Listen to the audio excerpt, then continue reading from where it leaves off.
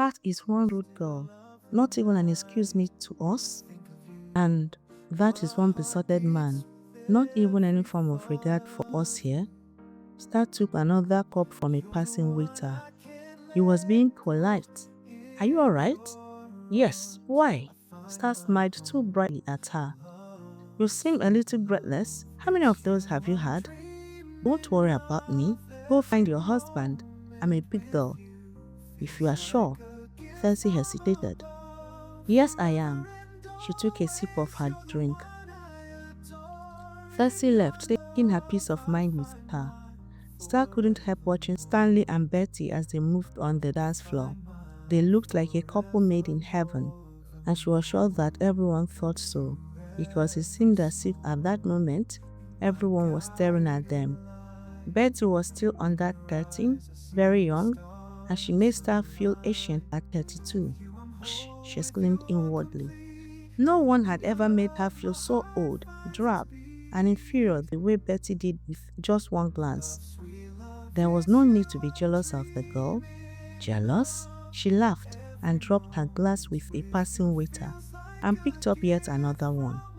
Not even if Stanley was the only man on earth and there were several billions of them competing for his attention. She turned away from them and then staggered a little. She giggled at the slight move. The stagger did not escape Stanley's notice, even from the dance floor.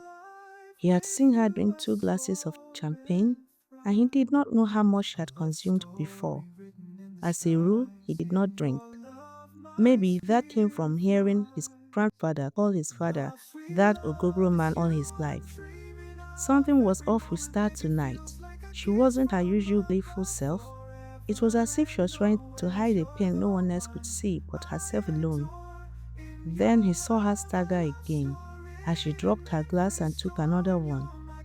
The Star he knew was always in control of herself, and he was not going to stand around and watch her make a fool of herself in front of all these snobbish people. It was bad enough they saw her as an outsider because she didn't have the pedigree most of them could boast of.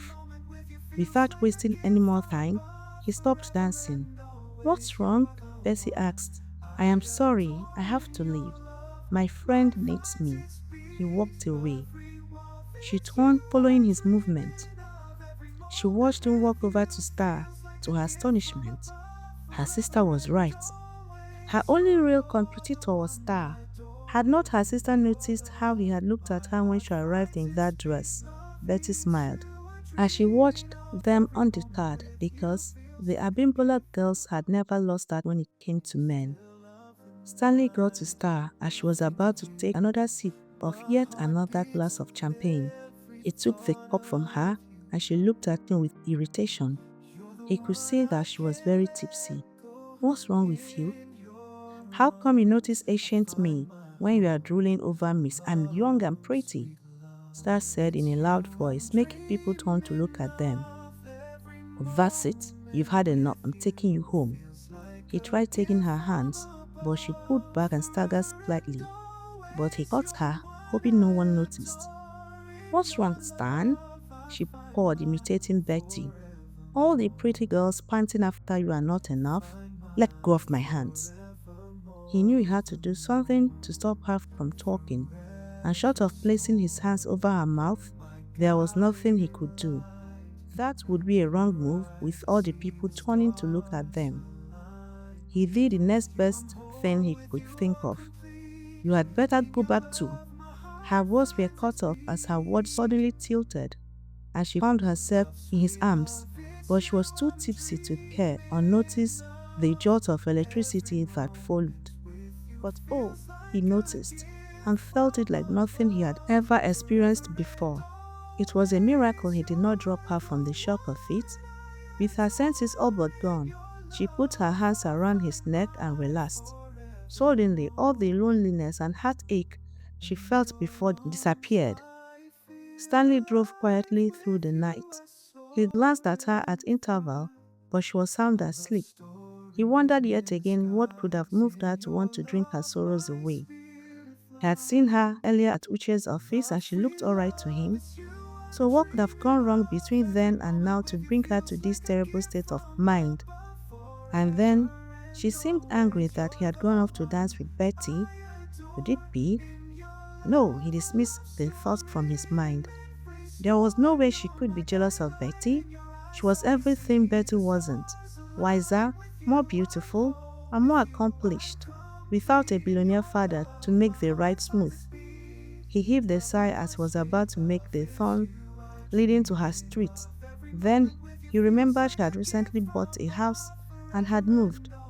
He missed the housewarming and had been promising he would visit, but had never had the time to. He tried to wake her up to get her new address, but she was too deep in her drunken sleep to make any sense. He called Uche and others, but no one picked. He did not blame them. How were they supposed to hear their phones over the noise and loud music? Well, there was nothing for it. He thought as he made a turn that led to his mansion instead. Stanley pulled to a stop and gently scooped Star out of the passenger side of the car and walked into his house. He did not want to think about it or acknowledge how much she fit into his hands and how much he was affected by just having her in his arms. He looked down at her face. She looked so innocent, young and fragile in his hands, and he suddenly had a strange and powerful desire to kiss her. He suddenly stopped. This cannot be happening, he grimaced, and continued walking. He carried her out of the party because at the time all he cared about was saving her from saying things she would come to regret. Deep inside, he felt it was more than that. Seeing her at the party, how regal and beautiful she looked, he had been itching to touch her, kiss her, to dance with her. Those were natural feelings. He tried to calm himself down. Any man would feel the same way seeing a beautiful woman. He stopped at the landing of the first floor. He opened the door to the guest room with his elbow and gently laid her on the bed. He watched her try to move and saw her wince as the sequins on her gown scraped her smooth skin. She wouldn't be comfortable in that complicated gown, he thought, and without thinking much of it, he bent down and expertly found the side zipper and managed to extricate her from the gown. What he saw took his breath away. Quickly he turned away, but not before being assaulted by her red lacy underwear, complete with garter and hose. She reminded him of the models on the book cover of James Hadley Chase novels he read as a teenager, only that she was more curvy and way more sexy than any Hadley Chase model he had ever seen. Only Star, he thought, would take a man's breath away just like that. He shouldn't have expected anything less from her. She was as classy as she was beautiful. He was just being foolish. He knew this because he had seen her in skimpier bikinis, but seeing her like this taught him that there was a clear difference between spandex and lace. Quietly, he left the room and gently closed the door. Stanley closed the door to his vast room. He loosened his tie and removed his socks. Undressing as he made his way to the bathroom, he heaved a sigh. Why did his room look like he was seeing it for the first time? Why did it look a lot bigger and lonelier all of a sudden? At that moment, he felt every inch of the loneliness that came with living in a 6-bedroom mansion all by himself. Before then, he had lived with IJ, he mused, remembering her. He did not live with her or stayed in a relationship with her because he loved her greatly.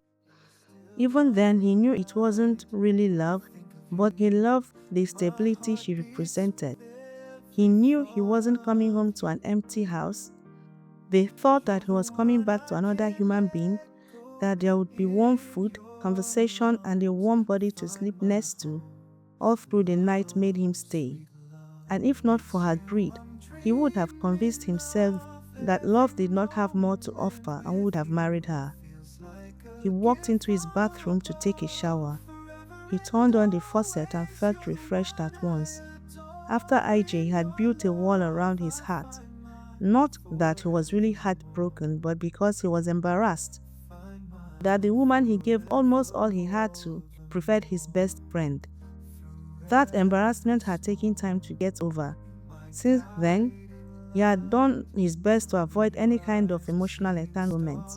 Whenever he needed the comforts of a woman, he found it in easy flings and meaningless affairs with no promises made. And his life had been so much easier until he got over what he had called an embarrassment caused by IJ and had begun to want something very similar to what his friends had. A loving relationship with a woman who totally loved and idolized him. Stanley left the shower and pulled on his pajamas bottoms. He knew that sleep was the last thing on his mind. The presence of Star in his house, sleeping soundly in his guest room in that knockout underwear was bringing all sorts of thoughts about wanting more for himself emotionally. He entered his study and sat down behind his desk. He put on his laptop but gave up when he couldn't make sense out of the report he wanted to read. Instead, he picked up the novel beside the computer, a thriller, the kind he preferred to read. He flipped the pages till he got to the page he was reading, but couldn't bring himself to read one word. Okay, he said to himself. His restlessness was being caused by the fact that he was refusing to admit to himself he was suddenly attracted to Star. Admitting it was the easy part, he thought. He was never attracted to women like Star, so it was very hard to believe that he would just suddenly go crazy because he saw her in a beautiful gown. He heaved another sigh and walked up to the window and stared at the rolling ocean behind his house. Never had he been this confused or restless over a woman. No woman had ever caused him sleepless nights like this.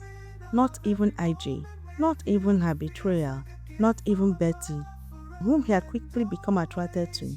He smiled, remembering how quickly he had become attracted to her, and how quickly he had lost that interest because of her dubious childishness. He wasn't one to be shady. He had told her, being as astute and gentle as he could, that he didn't think they would work. That was the easy part, he came to find out, because the girl did not take no for an answer. He left the window, deciding to go to bed and somehow force himself to sleep. As soon as he came out from his study, he heard it, a scream. He stopped and listened. It was coming from the guest room. Without thinking, he rushed down the stairs, taking it two at a time. He opened the door and put on the lights, and he saw her writhing on the bed, tangled in the bedsheet in the grips of a nightmare. He quickly went to her and tried to shake her awake. She woke up with a start, and he put his hands around her. "It's okay, it's only a dream," he murmured, trying so hard not to think that they had nothing between them but skin and thin lace. Stanley, Star thought. What was he doing in her dream? Was that how much she was going crazy about him? She had thought about him all day, and even in her sleep she was not free of him still. And then suddenly an idea occurred to her. There was absolutely nothing stopping her from kissing him. This was one of the many reasons dreams were great. You didn't have to answer for your actions. You could do anything and get away with it. Without thinking, she reached up and kissed him. Goodness, she sighed with the sheer splendor of the mere meeting of lips.